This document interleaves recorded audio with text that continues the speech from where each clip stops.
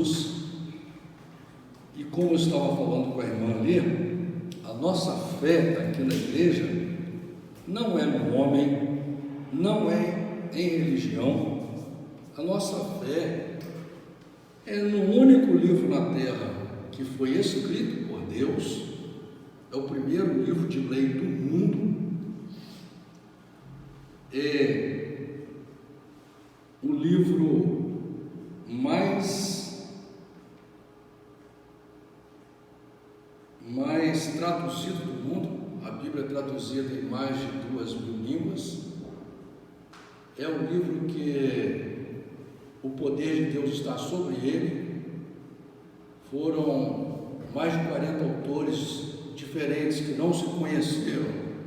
Muitos não se conheceram, alguns se conheceram, mas a maioria não se conheceu, que escreveu a Bíblia na língua do homem, na nossa língua, e não foi por inspiração.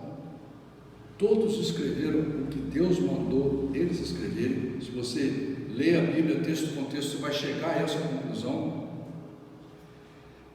E a Bíblia, na verdade, a gente fala que é um livro de lei, mas não é,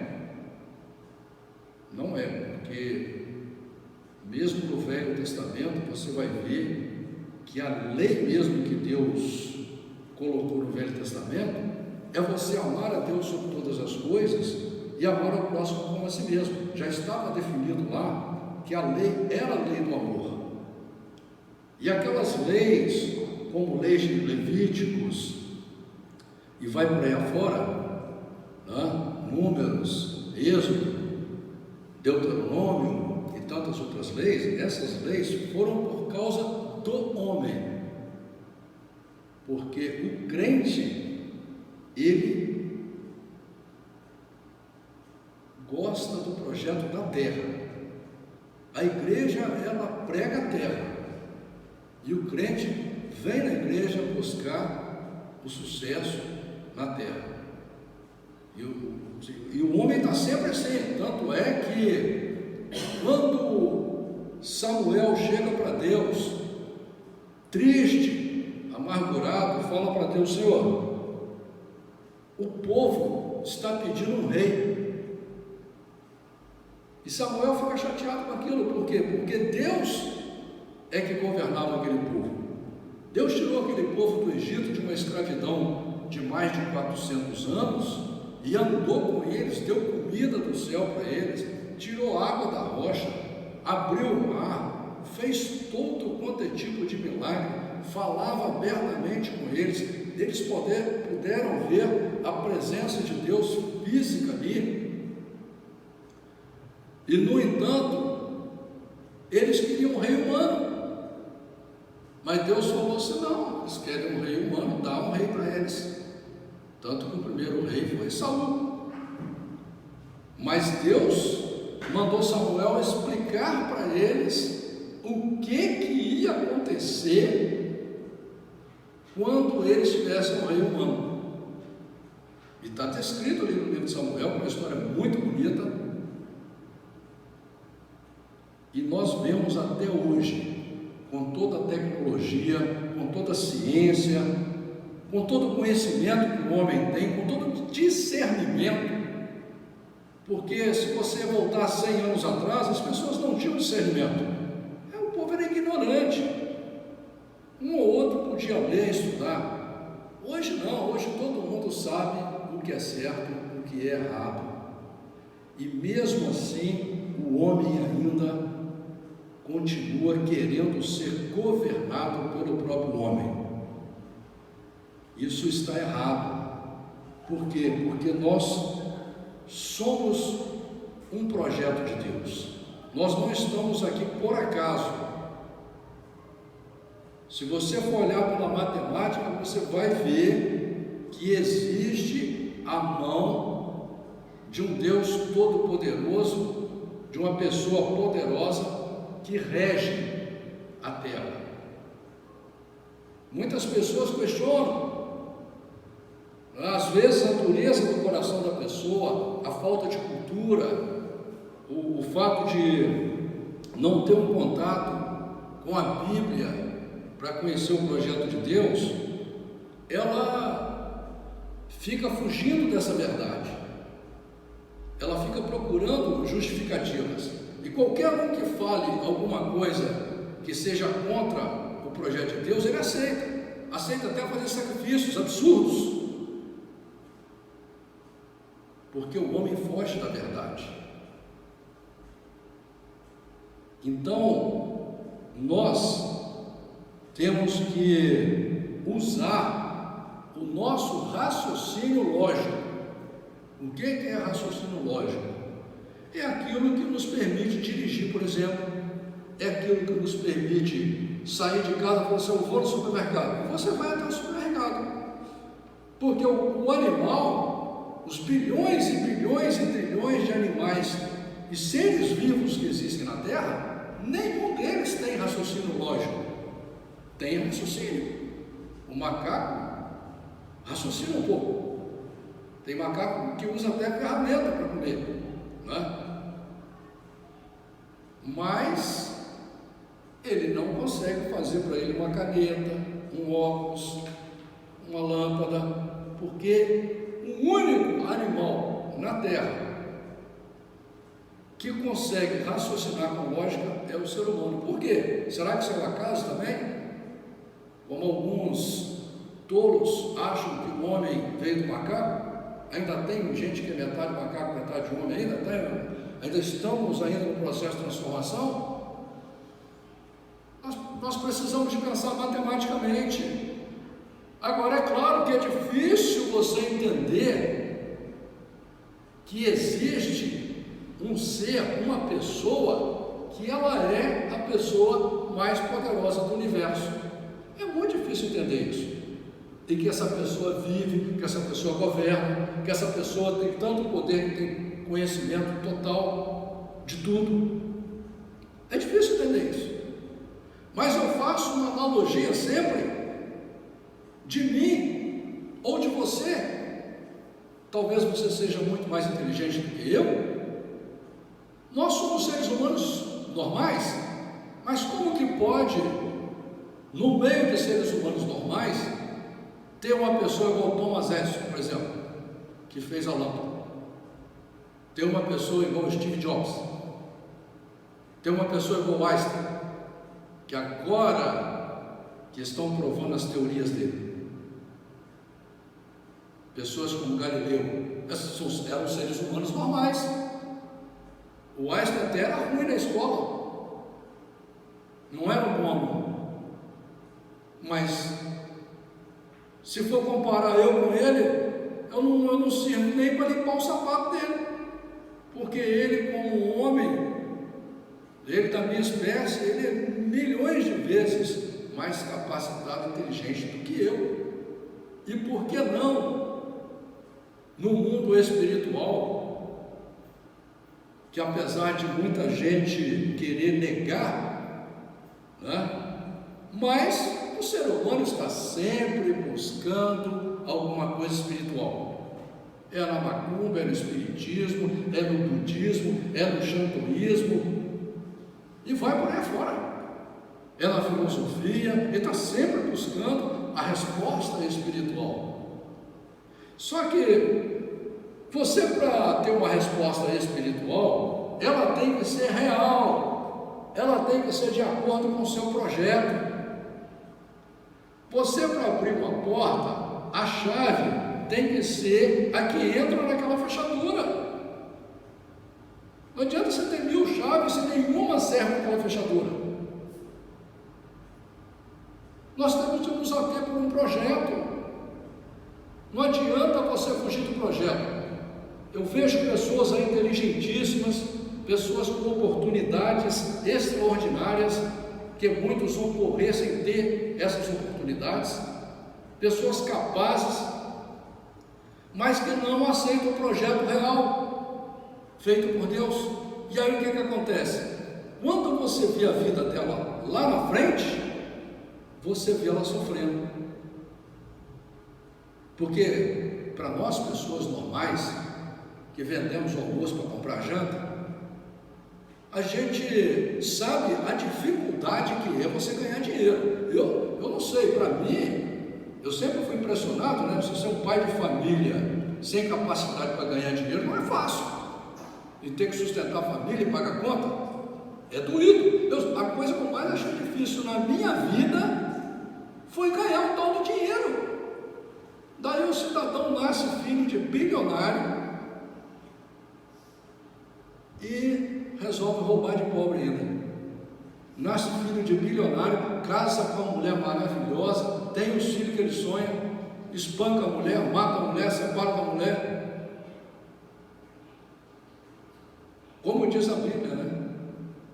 O fim posterior das coisas. Não adianta você fazer um projeto de começo. O projeto ele tem que ser para o futuro. Por quê? Para o futuro. Qual o seu futuro? O seu futuro é muito triste. É muito trágico. E é 2 vezes trágico. Porque além de saber que você vai morrer, tem um problema pior ainda. Você não sabe quando. É terrível isso. E você vai conformar com isso então. Então tá bom, é isso mesmo, é só isso, vai só comer, beber, dormir, como o apóstolo Paulo falou. Então vamos comer, beber e dormir e pronto. Morreu, pronto. É só isso. Ou então vamos ficar acreditando que a gente vai viver do jeito que a gente quer e na hora que a gente morrer, a gente vai direto para o céu. Se Deus já mandou a gente para a terra aqui, que é maravilhosa essa terra, não tem nada de errado. O homem fez dessa terra um inferno, aí o cidadão vai morrer e vai para o céu, sem mudar nada. Por isso que Deus escreveu a Bíblia, por isso que Deus fez a igreja. Para quê? Para que você se transforme num ser humano. Senão, se você viverá como um animal, morrerá como um animal. E o que acontece quando um animal morre? Não faz diferença nenhuma. Não faz diferença nenhuma. A Bíblia diz claro isso. Agora, quando uma pessoa que deseja viver com Deus, que luta, que se esforça, embora seja falho, embora seja pecador, embora a fé seja pequena, embora o amor seja pequeno, mas essa pessoa todos os dias ela fala: não, eu quero amar melhor a minha família, eu quero amar melhor as pessoas que eu convivo, eu quero amar melhor a Deus, eu quero ter mais fé, eu quero ser melhor do que eu sou. Mesmo pregando, porque eu mesmo aqui eu prego, mas eu não consigo praticar o que eu prego. Por quê? Porque eu sou humano, eu sou fraco, igual a você. Só que o que importa para Deus é o seu desejo, no dia chamado hoje, de mudar, o seu desejo de se converter. A Bíblia inteira, do primeiro livro até o último, ela te convida à conversão. O que é conversão? É você mudar a sua direção. Você estava indo para lá, agora você decide: não, eu não vou mais para lá, eu vou para cá. Você muda a sua direção. E por que tem a Bíblia? A Bíblia vai te dar a direção certa. Por isso que Deus fala: os meus pensamentos não são os teus pensamentos. Você precisa do pensamento de Deus, você precisa do projeto de Deus, você precisa da palavra de Deus na sua vida. Porque a primeira pessoa que vai te enganar e vai te passar a perna e vai desconstruir o seu futuro é você mesmo. Não adianta botar a culpa nos outros. Não adianta fazer como Eva, que botou a culpa no diabo. Não adianta fazer como Adão, que botou a culpa na Eva. A vida é sua, meu irmão. A vida é sua. Você tem que tomar uma atitude séria de dar valor a você mesmo, parar de ficar sendo influenciado por uma sociedade podre, com pensamentos pequenos, miseráveis, que fica te qualificando, entendeu? Que você é baixinho, aí você é careca, aí você é isso, e você é aquilo, aí você se olha no espelho. Hoje já tem gente que nem está se vendo no espelho mais. Não, a primeira pessoa que você tem que amar aqui nesse mundo de humano é você. Você tem que se olhar e amar você do jeito que você é, porque esse é o veículo que você tem para andar aqui na terra. Entendeu? Você começando a te amar, começando a amar a Deus, você vai conquistar o seu futuro. Se você se deixar levar, por isso que barco tem leme e barco tem timão. Por isso que carro tem volante, tem freio, porque alguém tem que guiar ele, e quem tem que guiar a sua vida, quem tem que guiar o seu corpo, os seus sentimentos, é você. Você não pode se deixar levar por pensamentos tolos, por religiões, por homens. A Bíblia tem uma coisa fantástica, a Bíblia tem 1189 capítulos. O maior capítulo da Bíblia é o 119, o menor capítulo da Bíblia é o 117, o capítulo do meio é o 118. Se você somar os maiores com os menores, dá 1188. Sabe o que é 1188? Salmos capítulo 118, versículo 8. O maior capítulo é Salmo 119, o menor é Salmo 117, o do meio é 118, somando 594 com 594 dá 1188, que é Salmos capítulo 118, versículo 8. Você sabe o que está escrito lá? É melhor confiar no Senhor do que confiar no homem. Versículo 9, é melhor confiar no Senhor do que confiar em príncipes. Irmãos, não é possível que você está acreditando em gente. A nossa fé é em Deus, a nossa fé é na Bíblia. Louvado seja Deus. Nós estamos lendo o livro de Gálatas, capítulo 3. Livro de Gálatas, capítulo 3, diz a palavra do Senhor assim: ó insensatos Gálatas, quem vos fascinou para não obedecerdes à verdade, a vós perante os olhos de quem Jesus Cristo foi já representado como crucificado? Só quisera saber isso de vós: recebestes o Espírito pelas obras da lei ou pela pregação da fé? Sois vós tão insensatos que, tendo começado pelo Espírito, acabeis agora pela carne? Será em vão que tenhais padecido tanto? Se é que isso também foi em vão. Aquele, pois, que vos dá o Espírito e opera maravilhas entre vós, o faz pelas obras da lei ou pela pregação da fé? É o caso de Abraão, que creu em Deus e isso foi-lhe imputado como justiça. Como diz lá no livro de Romanos, capítulo 4, versículo 3, que diz: pois que diz a Escritura, creu Abraão em Deus e isso lhe foi imputado como justiça. Como diz lá no livro de Gênesis, capítulo 15, versículo 6, e creu ele no Senhor e isto imputou-lhe isto por justiça. Ora, tendo a Escritura previsto que Deus havia de justificar pela fé os gentios, anunciou primeiro o Evangelho a Abraão, dizendo: todas as nações serão benditas em ti. Isso aqui você vai ver lá no livro de Gênesis, capítulo 22, versículo 18, que diz, Deus fala para Abraão: e em tua descendência serão benditas todas as nações da terra, porquanto obedecestes a minha voz. E veja bem aqui, que apesar de não ter Bíblia escrita naquela época, Deus pregou o Evangelho para Abraão. Abraão conhecia Deus, conhecia as leis de Deus. Abraão teve a oportunidade de falar pessoalmente com Deus. E uma coisa interessante aqui no capítulo, no versículo 1, é que o apóstolo Paulo, ele chama a atenção do crente aqui.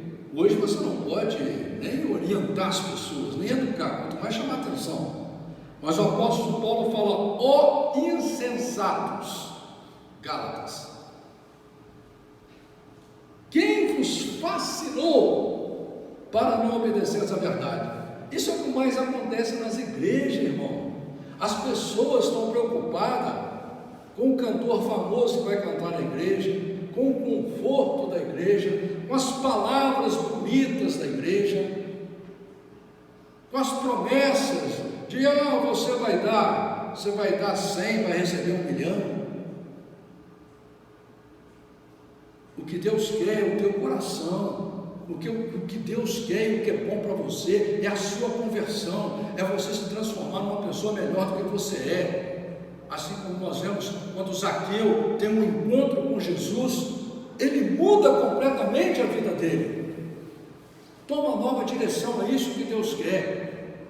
E você, quando vai na igreja, você não tem que estar preocupado com a beleza de nada. A igreja pode ser um guarda-chuva, pode ser debaixo de uma árvore, um analfabeto pregando, não importa. Se você foi lá, você tem que ir para ter um encontro com Deus,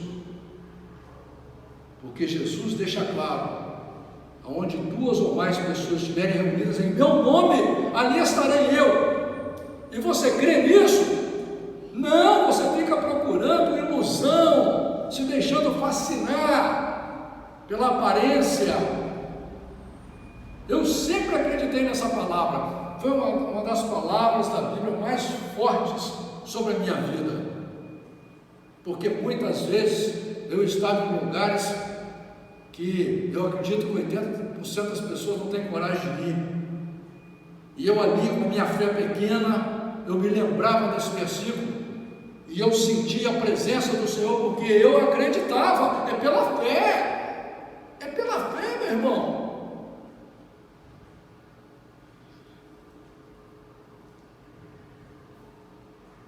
De sorte que os que são da fé são benditos como o crente Abraão. Todos aqueles, pois, que são das obras da lei, estão debaixo da maldição, porque está escrito: maldito todo aquele que não permanecer em todas as coisas que estão escritas no livro da lei para fazê-los. Olha, irmãos, é muito fácil de entender isso. A maioria das pessoas na terra, infelizmente, estão andando atrás de leis, doutrinas de igreja. A igreja com a mesma Bíblia que eu tenho na mão, pregando completamente diferente. Completamente diferente, está escrito ali. Porque a Bíblia, por que chama a Escritura? Porque está escrito. E é claro que está escrito. Quando diz aqui não roubarás, não precisa chamar ninguém para te explicar, não.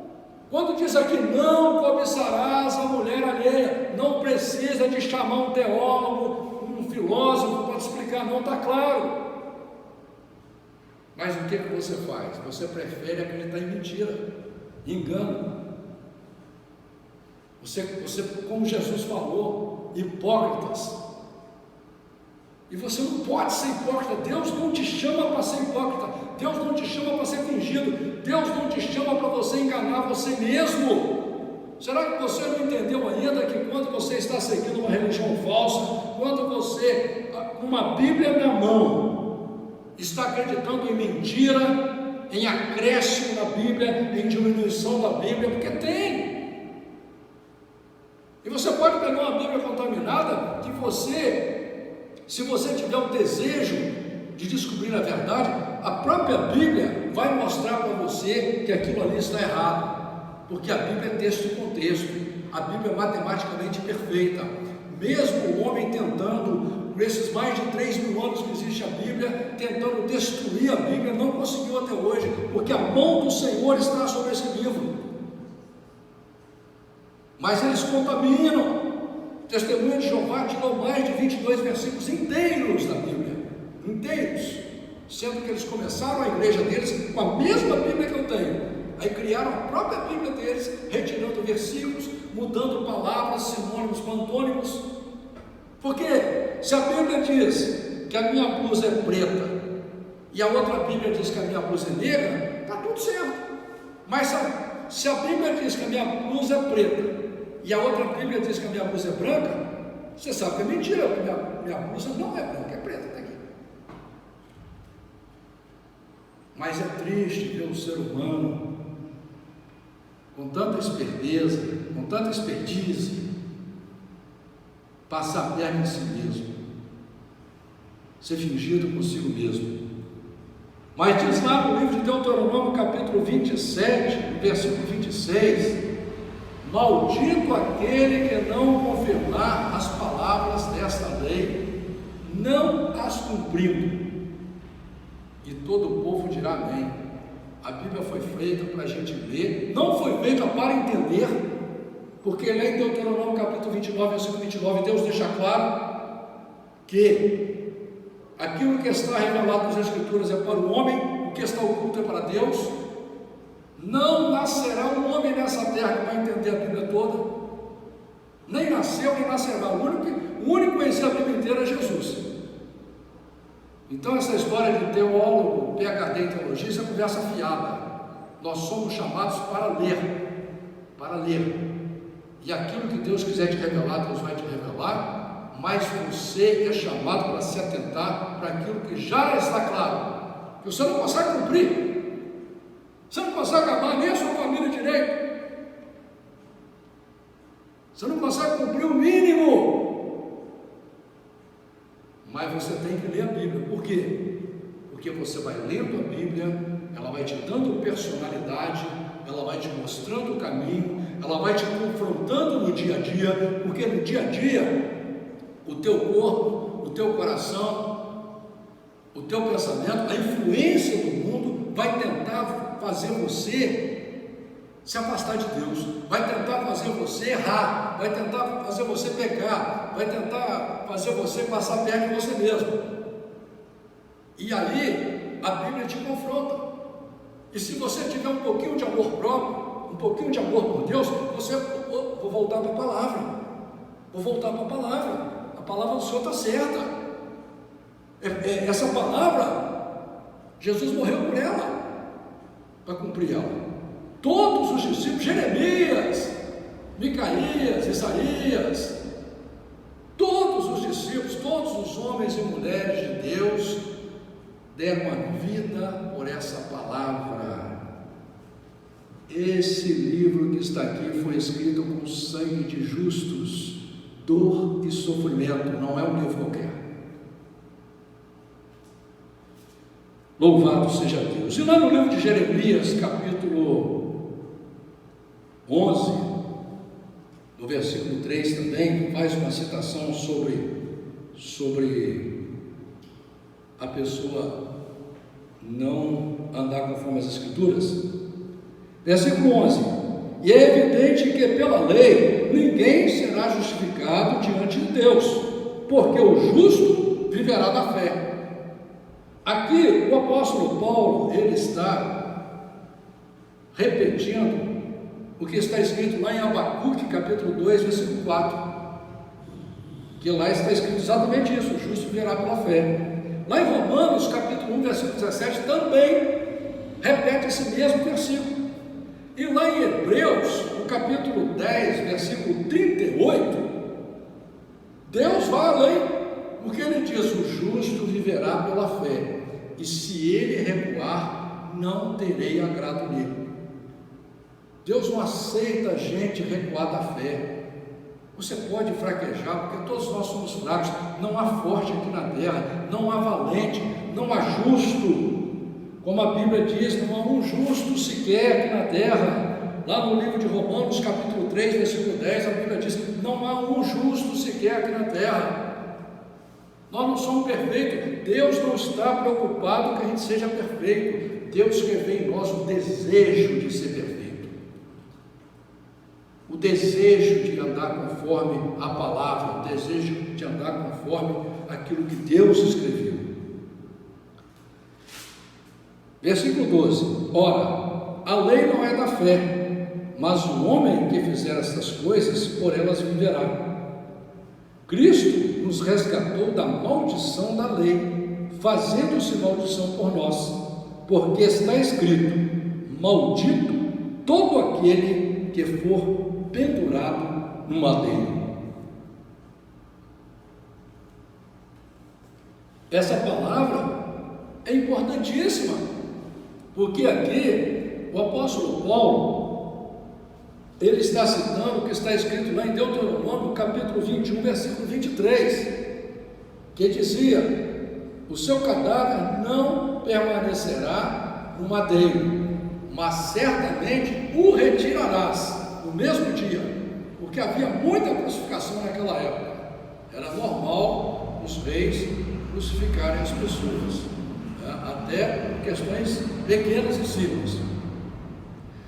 Porquanto o pendurado é maldito de Deus, assim não contaminarás a tua terra, que o Senhor teu Deus te dá por herança. Então, quando a pessoa é crucificada, era um símbolo de maldição. A cruz é um símbolo de maldição. A cruz não é símbolo de crente, a cruz não é símbolo de cristão nenhum. A cruz é uma ferramenta do inferno, é uma ferramenta que representa a maldade do ser humano, que para mostrar poder, para mostrar o tanto que ele era cruel, para mostrar o tanto de poder que ele tinha sobre as pessoas, ele, quando tinha um desafeto ou alguém que descumpria a lei dele, a lei do homem, ele pegava essa pessoa e crucificava ela, e ela morria cruelmente na cruz.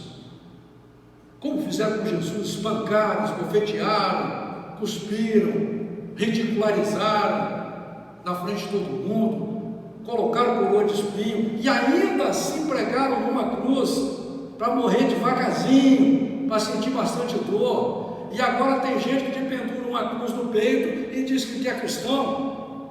Eu queria ver se o filho dele morresse atropelado por um carro ou por uma moto, ou alguém desse um tiro na cabeça do filho dele, ou uns 10 tiros no corpo para ele morrer devagar. Se ele ia pegar uma arma, igualzinho, uma réplica de uma arma, e de pendurar no peito, para dizer: não, essa aqui é que você matou meu filho.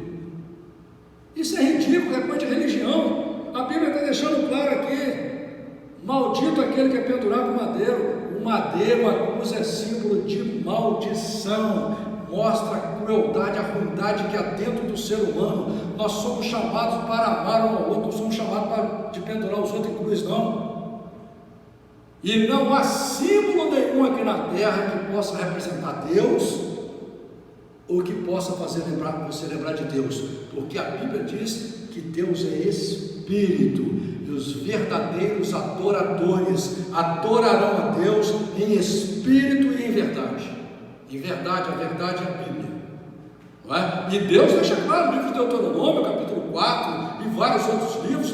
Deus especifica e explica, no livro de Romanos também, o relacionamento com Deus, que ele não pode ser baseado em nenhuma figura feita debaixo da terra, em cima da terra, figura feita no ar, figura do ar. Está claro, é só você ler lá que você vai ver. Isso é claro na Bíblia, não é?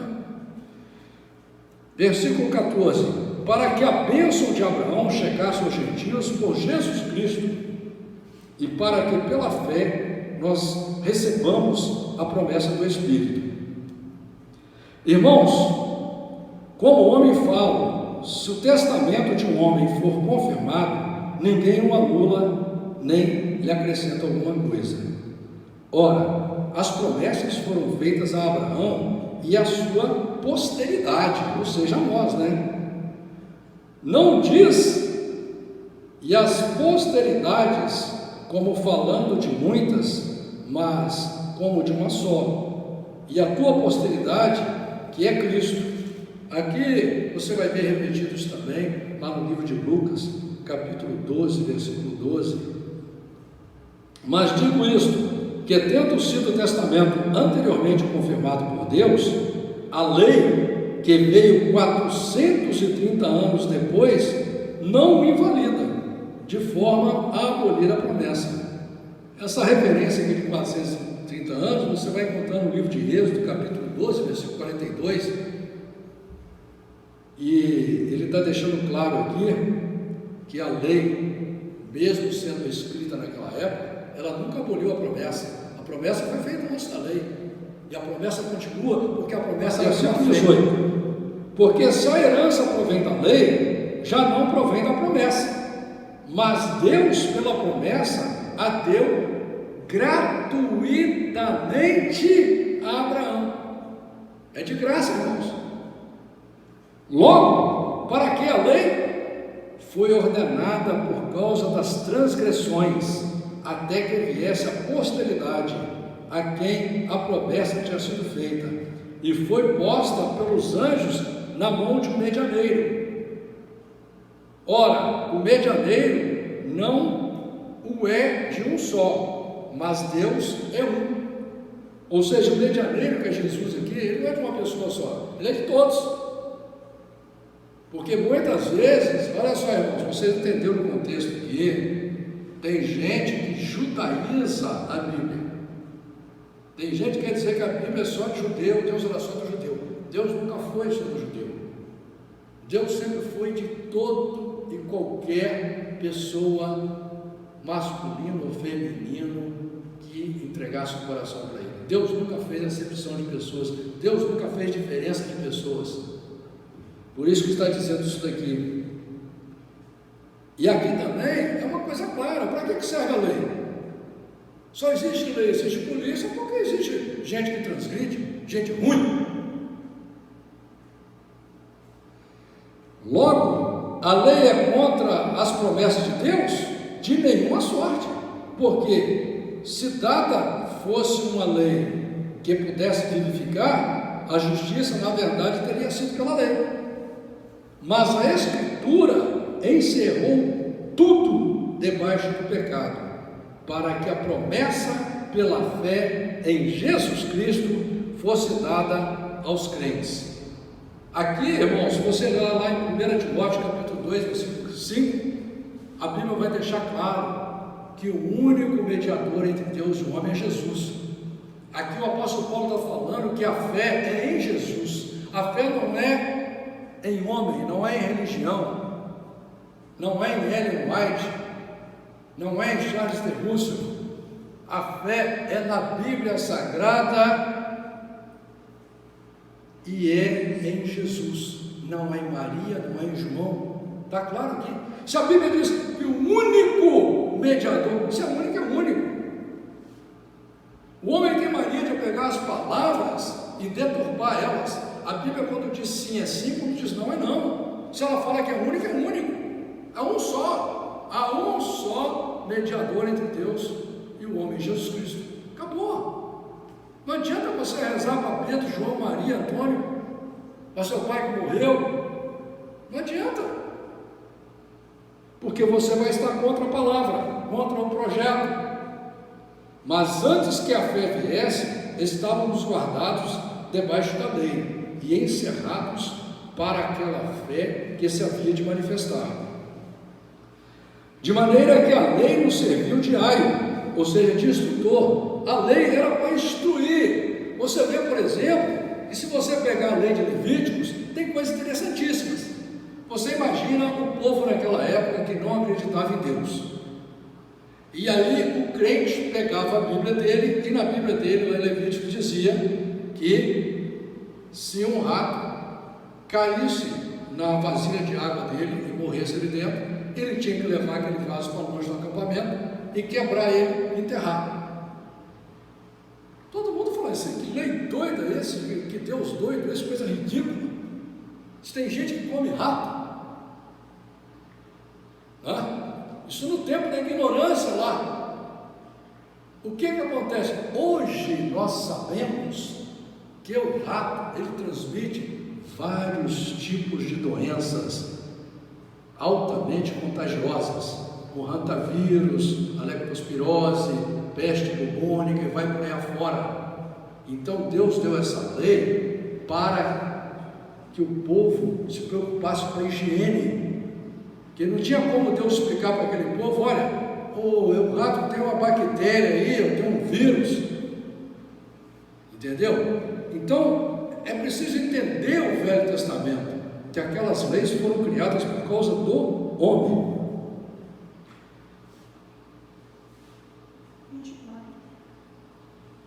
De maneira que a lei nos serviu de aio para nos conduzir a Cristo, para que pela fé fôssemos justificados. Mas depois que a fé veio, já não estamos mais debaixo de aio. Aqui no caso, a palavra aio serve como tutor, ou seja, ali no caso, o primeiro aio ali, ele é instrutor e tutor, porque ele está te instruindo, está te tutoriando, né? E aqui é mais como tutor. Você não precisa mais da lei, porque todos sois filhos de Deus pela fé em Cristo Jesus.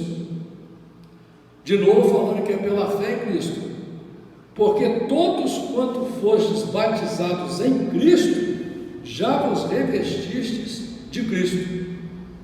Nisto não há judeu nem grego, não há servo nem livre, não há macho nem fêmea, porque todos vós sois um em Cristo Jesus. E se sois de Cristo, então sois descendência de Abraão e herdeiros conforme a promessa. Então aqui também, olha só, irmãos, tem igreja que a mulher não pode ser pastora.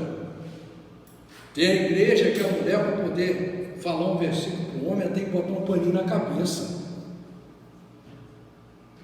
Mas aqui a Bíblia está deixando claro que para Deus todos nós somos iguais. Deus não tem diferença de sexo, não, de cor, de raça, de tamanho, de peso, de belezura. Deus olha o coração. Deus te ama do jeito que você é. Quem fica te qualificando para te subjugar, para te escravizar, para te destruir, é o homem. Para te desprezar, para te menosprezar, porque isso é próprio do homem. Escravizar o outro, desprezar o outro, menosprezar o outro. Entenda que Deus te ama como você é. E esse corpo, que muitas vezes você se torna infeliz por causa dele, porque isso, porque aquilo no meu corpo, né? Às vezes a sociedade mostrando para você que o teu corpo não te agrada. Esse corpo, eu vou dizer para você, sabe o que vai acontecer com ele? Assim como com você, com o milionário, com a mulher mais linda do mundo, com o mais lindo do mundo, vai apodrecer e vai virar pó. É para isso que serve esse corpo.